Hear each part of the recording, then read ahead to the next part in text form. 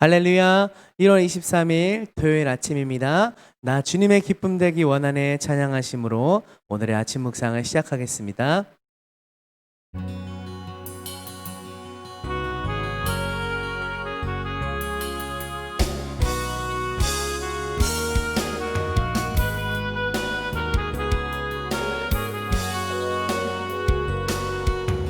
나 주님의 기쁨 되기 원하네.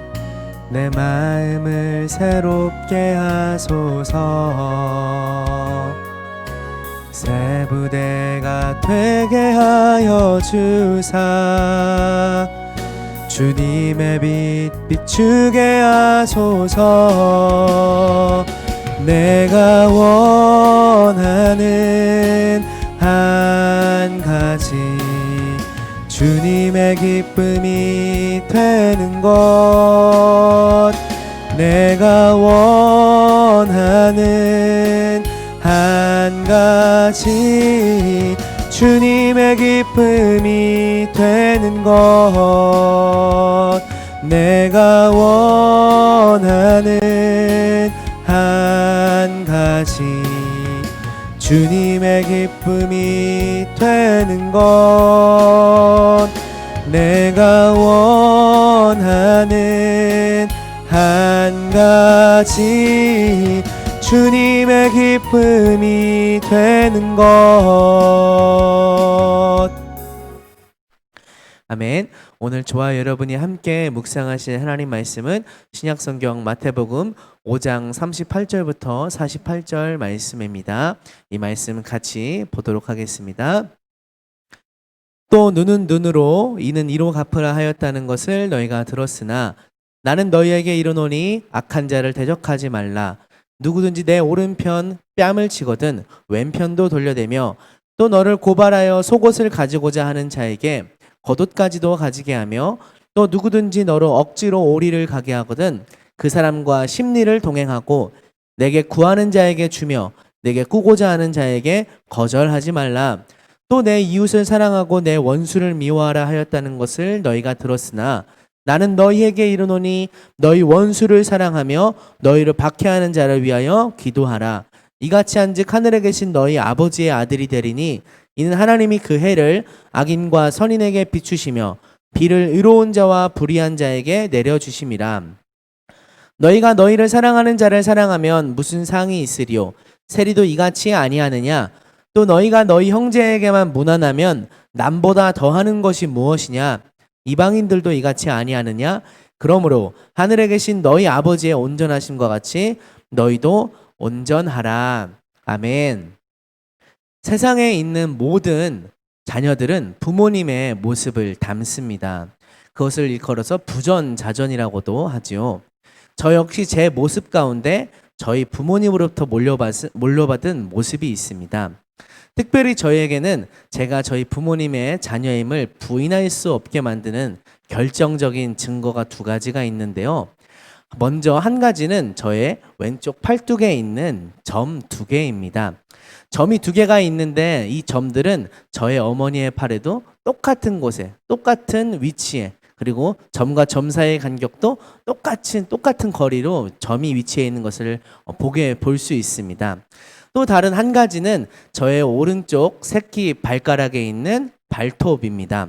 저의 오른쪽 새끼 발톱은 발톱이 거의 없습니다. 어렸을 적에는 왼쪽은 안 그런데 정상적으로 보이는데 오른쪽만 왜 이렇게 이상하게 새끼 발톱이 없지 하고 이상하게 생각했던 적이 있었습니다. 그러던 어느 날 아버지의 발을 보고 저는 답을 얻을 수 있었습니다. 맞습니다. 저희 아버지께서는 양쪽 발 모두 새끼 발톱이 저처럼 거의 없으십니다. 그러니까 저에게 있는 오른쪽 새끼 발톱은 아버지께로부터 물려받은 것이 확실합니다. 그러니까 저는 왼쪽 팔에 있는 점 2개와 오른쪽 새끼 발가락에 있는 발톱을 통해서 저희 어머니와 아버지의 자녀라는 것을 확실히 알 수 있습니다. 오늘 본문에서도 이처럼 비슷한 이야기가 나옵니다. 자녀들이 부모님의 모습을 담는다는 것인데요. 특별히 영적으로 하나님의 자녀는 하늘에 계신 아버지인 하나님의 모습을, 하나님의 뜻을 닮아야 함을 오늘 본문에서 말씀하고 있습니다. 사람에게 하나님의 모습을 닮은 행실이 있을 때 그 사람이 하나님의 자녀라고 오늘 본문에서는 말씀하고 있습니다. 하나님의 모습을 닮은 행실이란 이웃만 사랑하지 않고 원수도 사랑하는 것을 말합니다. 왜냐하면 하나님께서 악인과 선인 모두에게 은혜를 베풀어 주시는 분이시기 때문입니다. 오늘 본문을 다시 한번 살펴보면 예수님께서 구약에 있는 율법, 두 율법에 대해서 다시금 새롭게 재정의해 주십니다. 먼저 38절을 보면은 눈은 눈으로 이는 이로 갚으라 라고 구약의 율법을 말씀하십니다. 그런데 예수님께서는 이 율법을 갚지 말고 오히려 더 내어주어라 라는 말씀으로 새롭게 정의해 주십니다. 오른편 팜을 맞으면 왼편도, 또 속옷을 달라고 하는 자에게 겉옷도, 오리를 가자고 하는 사람에게 십리도 가주라고 말씀하십니다. 그리고 또 하나 새로 가르쳐 주신 율법의 말씀은 43절에서 이웃을 사랑하고 원수를 미워하라 라고 했던 너희가 들었던 옛 율법을 예수님께서는 새롭게 정의해 주시는데 이웃만 사랑하지 말고 원수도 사랑하는 자가 되라고 말씀하십니다. 그러니까 친한 사람만 사랑하는 것은, 나에게 가까운 사람만 사랑하는 것은 악한 세리들도 하는 것이라고. 나에게 가깝고 나를 사랑해, 내가 충분히 사랑해 줄 수 있는 사람만 사랑하는 것은 이방인도 하는 것이라고 말씀하십니다. 이렇게 예수님께서 새롭게 풀이해 주신 말씀을 묵상하고 또 읽다 보면은 나는 과연 그렇게 살 수 있을까 하는 걱정이 사실 좀 들기도 합니다. 억울하게 맨날 당하기만 하면서 살아야 되나? 막 무시 천대 다 받으면서 바보처럼 그렇게 살아야 되나? 라는 그런 생각을 하게 됩니다. 그런데 말씀 가운데 발견할 수 있는 것은 이미 우리 하나님께서는 우리가 그렇게 억울해서 할 수 없다라고 여겨지는 그 모습으로, 그 마음으로 사람들에게 멸시와 천대를 받으면서도 우리들을 사랑하고 계시다는 것입니다. 무에서 유를 창조하시고 보시기에 심히 좋은 모든 것들을 창조하신 후에 하나님께서는 사람을 창조하시고 사람으로 하여금 모든 것을 누리게 하셨습니다. 크나큰 사랑과 은혜를 베풀어 주신 것이지요. 그런데 사람들은 어떻겠습니까? 오히려 하나님 말씀을 어기고 죄를 짓고 대적하고 하나님을 무시하고 멸시하고 하나님을 비방하기까지 했습니다. 아마 이 세상이 생긴 이래로 가장 욕을 많이 들은 사람, 비난을 많이 들은 대상을 찾자면 하나님께서 가장 많은 욕과 비난을 들으신 분이 아닐까 생각이 됩니다. 그런데도 하나님께서 그렇게 사랑을 베풀어 준 사람으로부터 비난과 억울함을 당했던 하나님께서는 어떻게 하셨습니까? 오히려 그들을 품고 여전히 사랑하시고, 심지어는 하나밖에 없는 아들 예수 그리스도를 이 땅에 보내셔서 십자가에 못 박혀 돌아가시게 하셔서 수많은 사람들을 대신 구원하시고 사랑해 주시는 은혜를 베풀어 주셨습니다. 하나님께서 악인과 선인을 가리지 않고 은혜를 내려주신 것입니다. 그리고 오늘 성경은 이런 하나님의 모습, 악인과 선인을 가리지 않고 은혜를 베풀고 이웃만 사랑하지 않고 원수까지도 사랑하는 사람을 하나님의 자녀라고 부른다라고 말씀하고 있습니다.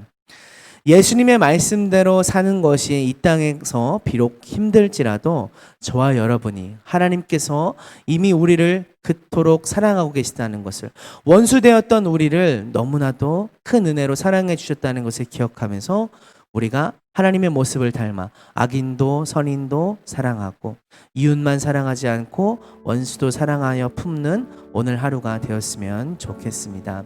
함께 기도하겠습니다. 좋으신 하나님, 주님께서 베풀어 주신 모든 은혜를 어찌 측량하고 어찌 계수할 수 있겠습니까? 하나님께서 주신 그 은혜를 늘 누리면서도 주님의 은혜를 잊고 나의 이익과 나의 욕심을 먼저 앞세우는 저희들을 용서하여 주시옵소서. 주님의 모습을 닮아서 모든 사람을 사랑하며 특별히 원수까지도 사랑하여 품는 주의 모습을 닮은 주님의 자녀가 되게 하여 주시옵소서.